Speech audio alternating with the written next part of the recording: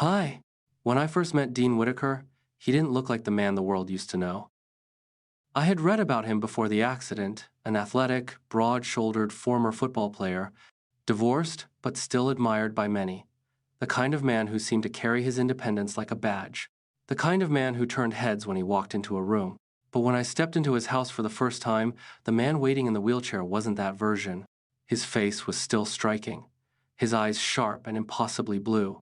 But there was something in the way his jaw clenched, in the stiffness of his posture, that told me this was a man who hated being seen like this. I introduced myself quietly. Dean, I'm Luther, your new caregiver. He barely glanced at me, his eyes fixed on the floor. You look younger than I expected. I smiled a little, though I could feel the weight of his words. Does that mean you're disappointed? He gave a dry, humorless chuckle. I guess we'll see. That was Dean, guarded, defensive, trying to mask the fact that everything he had once been strong, fast, admired had been stripped away in one cruel accident. Months in the hospital had left him alive, yes, but broken in ways no one could see from the outside. He had survived, but survival wasn't living, not for a man like him. I had been trained for cases like his. Not just the physical care, but the mental side of it, the anger, the grief, the sense of uselessness that often came with recovery. The first thing they told us in training was patience. Healing wasn't only about helping the body move again, but helping the mind believe it could. That first day, I learned quickly just how deep Dean's resistance went. Let me help you with lunch, I said, after setting a tray down beside him. I can feed myself, he muttered, reaching for the utensils with a trembling hand. His wrist gave out before he could lift the fork, the utensil clattering against the plate. He cursed under his breath, his face darkening with frustration. I didn't move too quickly. That was another thing we were taught. Don't swoop in like a savior, don't make him feel helpless. Instead, I crouched beside him, lowering my voice. How about we try together? You guide, I'll support. His lips pressed into a thin line, but after a moment he nodded. I steadied his wrist gently, guiding his hand toward the food, letting him control the pace. It was slow, messy, frustrating. But by the time we finished, some of the tension in his shoulders had softened. Better than nothing, I said lightly. He shot me a look, the faintest flicker of amusement in his eyes. You're stubborn. Part of the job description, I replied. The afternoon was harder. He needed help moving from the chair to the bed for a rest. His pride got in the way at every step. I don't need to be lifted, he said sharply, as if the words could make his body obey. But when his legs buckled halfway, I caught him before he could fall. For a split second, his weight leaned fully into me, his breath warm against my neck. He pulled back immediately, jaw tight, humiliated. Don't pity me, he said. I met his eyes. I don't. I respect you, and I'm here to help, not to judge. Something flickered in his gaze again, softer this time, though he turned away quickly. By the evening, when it was time to help him wash up, the tension in the room was thick enough to cut with a knife. He hated the thought of me seeing him like that vulnerable, stripped down. I could feel the embarrassment radiating from him, the way he wouldn't meet my eyes. I'll make it quick, I said gently. Just enough so you'll feel better. His silence was permission enough. I moved slowly, carefully, never lingering more than necessary. My hands were steady, professional, but inside I could feel the weight of the moment. His body, once a symbol of strength and speed, was now something he couldn't command, and every touch reminded him of that. I made sure my gaze never betrayed pity, only respect. When it was over, he exhaled deeply, almost like he had survived something more grueling than the accident itself. See? I said softly, handing him a towel. Dignity intact. He let out a small laugh, genuine this time. You're not what I expected. And what did you expect? Someone who'd treat me like a patient. You don't. I smiled. That's because you're not. You're a man who's going to get his life back. That night, as I left his room, I saw him watching me. Not with anger, not with shame, but with something I couldn't quite name. A seed of trust, maybe, or the first spark of hope. And for the first time since I walked into his house, I thought, maybe we'll get through this together. The second day began much like the first, Dean, stiff, defensive, and me trying to balance between offering help and letting him keep his pride. But there was a subtle shift, almost imperceptible. The first crack in his walls had appeared, and I could feel it when he let me help him without a sarcastic remark. Still, there were moments when the tension filled the air. The hardest of them came that evening. Bathing wasn't optional, not when his body needed care to avoid infection and stiffness, but it was the part he dreaded most. I could see it in the way he sat hunched in his chair, arms crossed over his chest, his jaw set. "You don't have to do this," he said flatly. "Yes, I do," I replied, keeping my voice calm. "And you know it." His eyes flashed. "Don't pretend this isn't humiliating for me." "I don't pretend," I said gently. "But I also don't think it makes you less of who you are. It's just your body, Dean, and bodies heal." He swallowed, looked away. For a long moment, he was silent. Then he gave a stiff nod. The bathroom was quiet except for the sound of running water. I worked carefully, methodically, keeping my movements professional. My eyes never lingered, my hands steady even when I felt his muscles tense under my touch. He hated it. I knew he did. But when I wrapped a towel around his shoulders, I said softly, "Thank you for trusting me." His head snapped up, startled. He blinked at me, then looked away quickly. "You're weird," he muttered, but there was no venom in his voice. Later that night, after I had finished cleaning the kitchen and was about to head to bed in the spare room, I noticed a light still on in the living room. Dean sat in his chair, staring at nothing, the television muted. His face was half in shadow, but I could see the heaviness in it. "You should be resting," I said, stepping closer. He shrugged. "Can't sleep." I hesitated, then sat on the arm of the couch nearby. "Want company?" He glanced at me, surprised. "You're off the clock." "I don't exactly keep hours," I said with a small smile. For a long moment, he said nothing. Then, to my surprise, his shoulders slumped. "I hate this," he admitted. "Every second of it. I hate needing help to eat, to move, to—" He broke off, his voice rough. "I used to run miles every morning. I used to feel alive. And now, I don't even recognize myself." His words hung heavy in the air. I leaned forward, resting my elbows on my knees. "You're allowed to hate it. Anyone would. But hating it doesn't mean you're done. It just means you're still fighting." He gave a hollow laugh. "Fighting what? Gravity? My own legs?" "Yourself," I said quietly. His eyes found mine, and for a moment I thought he might snap back, push me away again. But instead, something shifted. The mask slipped, and I saw not the proud ex-athlete, but a man terrified of being forgotten, of being useless. "Do you ever feel like that?" he asked suddenly. "Like you're fighting yourself?" The question caught me off guard. I hesitated, then nodded. "Yeah, I took this job because, well, I wanted to make a difference. But if I'm honest, it's also because I know what it's like to lose someone and feel like you can't fix anything. Caring for someone else, it's the only way I know how to keep going." He tilted his head slightly, studying me.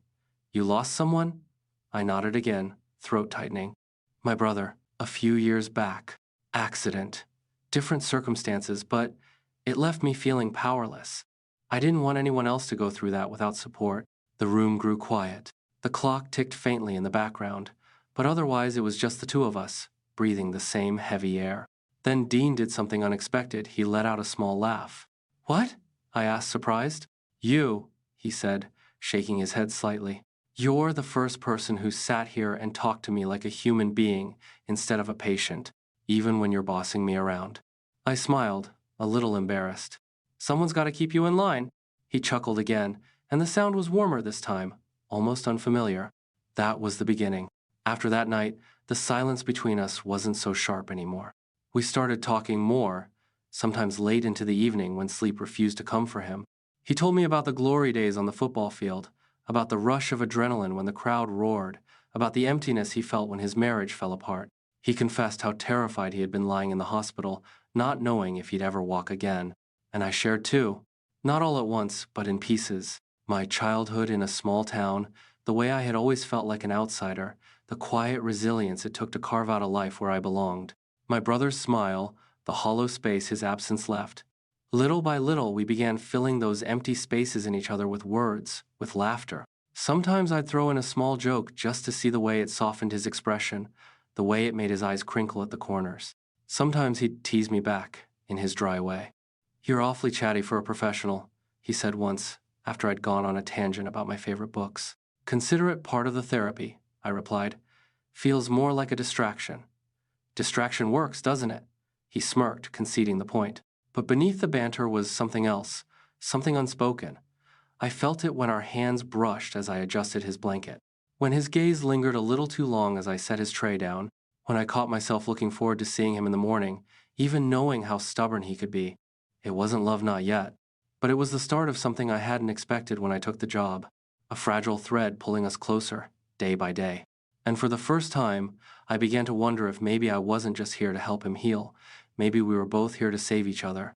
It happened a few weeks later, on one of those nights when the air felt heavy, the kind of stillness that presses down on a house. I had already retreated to the spare room when I noticed a sliver of light under Dean's door. At first, I thought nothing of it. He often stayed up late, trying to reclaim some control over his restless body, but something tugged at me. I knocked gently before opening. Dean sat by the window, a book resting open in his lap. His eyes weren't on the page, though they were distant, unfocused, like he was reading ghosts instead of words. "You're awake," I said softly. He looked up, startled, then sighed. "Couldn't sleep." I stepped closer. "What's keeping you up? The pain?" He shook his head. "No, just... my mind won't shut off." I glanced at the book. "What are you reading?" "Doesn't matter." His voice cracked in a way I hadn't heard before. He closed the book with trembling hands and set it aside. Then, without warning, his face crumpled, his shoulders sagged, his breathing hitched. "Dean, I feel useless," he blurted, his voice breaking. "I sit here day after day, and for what? I can't run, can't even climb into bed without help.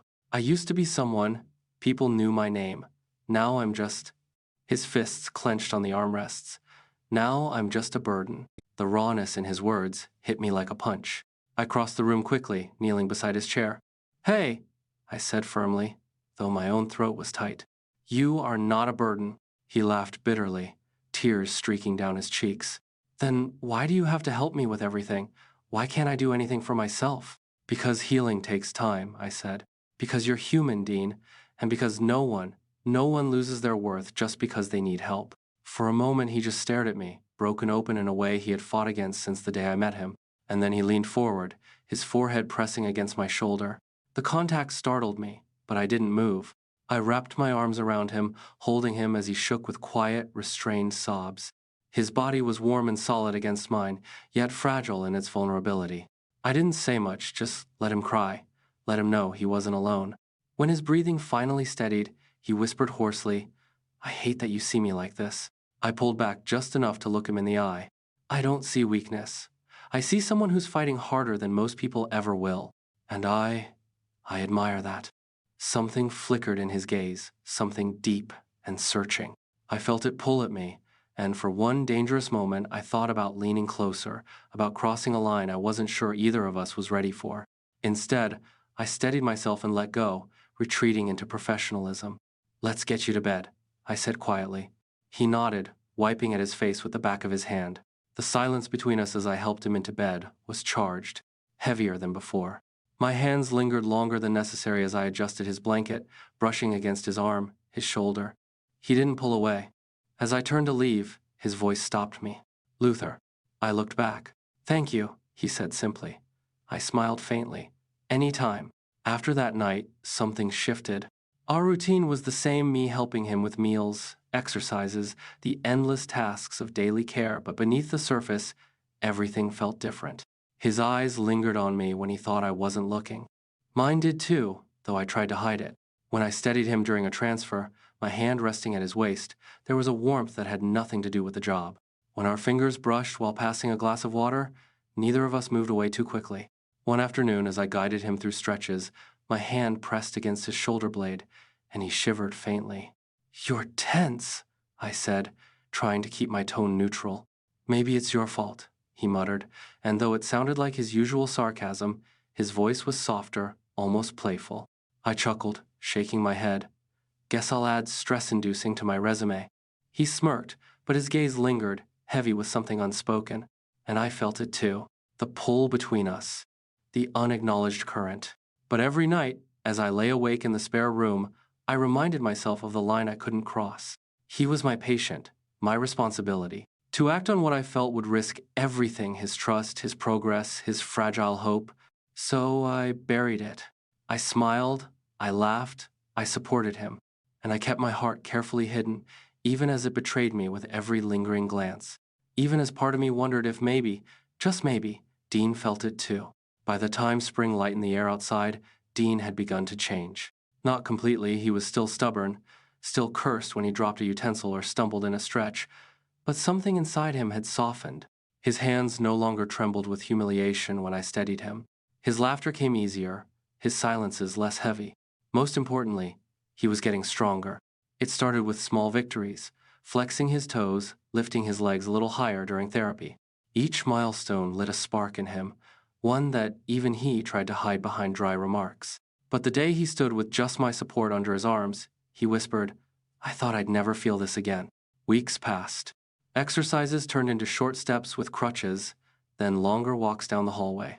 Every stride was a fight, but his determination burned hotter than his frustration. And well, I found myself caught between pride and awe every time I saw him push forward. One sunny afternoon, I suggested something new. "Let's try the backyard," I said. Dean looked at me like I'd asked him to climb Everest. "Out there? What if I fall?" "Then I'll catch you," I said simply. We moved slowly, carefully, me at his side, as he made his way to the back door. The air outside was crisp, carrying the scent of cut grass and the faint chirp of birds. Dean paused on the threshold, breathing it in like a man starved. Step by step, we crossed the patio and onto the lawn. His face was tense, his grip on the crutch tight, but there was light in his eyes. Halfway across the yard, his legs wobbled. I slipped an arm around his waist, steadying him. And then it happened. He stopped, his chest heaving, and a choked sob broke free. "I can walk," he whispered, voice raw. His eyes filled with tears, spilling over before he could stop them. He turned toward me, burying his face against my shoulder. "God, Luther, I can walk." I held him tightly, my own throat thick. "Yes, you can." We stayed like that for a long time, his weight leaning into me, my arms around him, the world quiet except for the sound of his uneven breaths. It wasn't a moment of patient and caregiver. It was two men clinging to each other in the middle of a battle they had fought together. When he finally pulled back, his eyes searched mine. Something unspoken passed between us, a current that had been building for months. My heart pounded, and before I could stop myself, I whispered, "Dean." He didn't let me finish. His lips met mine, tentative at first, then surer as I didn't pull away. The kiss was soft, trembling, but it carried all the things we hadn't said aloud, the long stares, the lingering touches, the late-night talks. When we broke apart, he looked at me with a vulnerability I had never seen in him before. "I don't want this to be because I'm dependent on you," he said. "I want it to be because you choose me, because I choose you." My chest ached with how much I wanted to tell him the truth. "It is," I whispered. "It always has been." From that moment, everything shifted again. Our care routines didn't stop. He still needed help, and I was still his caregiver, but now there was something deeper threading through each touch, each smile. The kisses became part of the rhythm of our days, not rushed or reckless, but gentle acknowledgments of what had grown between us. At night, we lay awake talking about more than recovery. We talked about futures, what he wanted to do when he was fully back on his feet, where I dreamed of traveling, how we might fit into each other's lives beyond this house. And then came the day his mother visited. I had met her briefly before, when Dean was first discharged. A small, warm woman with eyes that carried both pride and worry. She came into the house with a basket of food, her face lighting up when she saw Dean standing with the help of his crutches. "Oh, sweetheart," she cried, rushing to embrace him. "Look at you." He laughed softly, hugging her back. "Told you I'd get there." Her gaze shifted to me then, and there was gratitude in her smile. "You've done wonders for him," she said. I shook my head. He did the hard work. I just stood beside him. We shared a meal together, laughter filling the kitchen. But I could feel Dean's tension, the way he glanced at me when his mother wasn't looking. Something was on his mind. After she set down her fork, he cleared his throat. "Mom, there's something I need to tell you." Her eyes widened slightly. "What is it?" He reached for my hand under the table, squeezing it. My heart leapt, but I didn't pull away. "Luther isn't just my caregiver," he said carefully. "He's more than that. We're together." The words hung in the air. His mother's eyes filled with tears. For a heartbeat, fear clawed at me. Fear that she would be angry, or disappointed, or worse. But then she reached across the table, placing her hand over ours. Dean, she whispered, her voice thick, all I've ever wanted is for you to be happy, to be loved. And if you found that with Luther, then I couldn't ask for more. Dean's breath hitched. He smiled through his own tears, and in that moment I felt the weight of months lift. Later, after she had left, we stood together in the quiet of the backyard again. Dean leaned into me, his crutches set aside, his arm around my waist. You know, he said softly, I never thought I'd get a second chance. At walking, at life, at love. I kissed his temple, holding him close. Then let's make the most of it. And for the first time, the future didn't feel like a question mark. It felt like something we could build step by step, hand in hand. So, thanks for watching. Please don't forget to subscribe and consider making a donation to our channel if you enjoyed this slow burn romance love story. See you soon.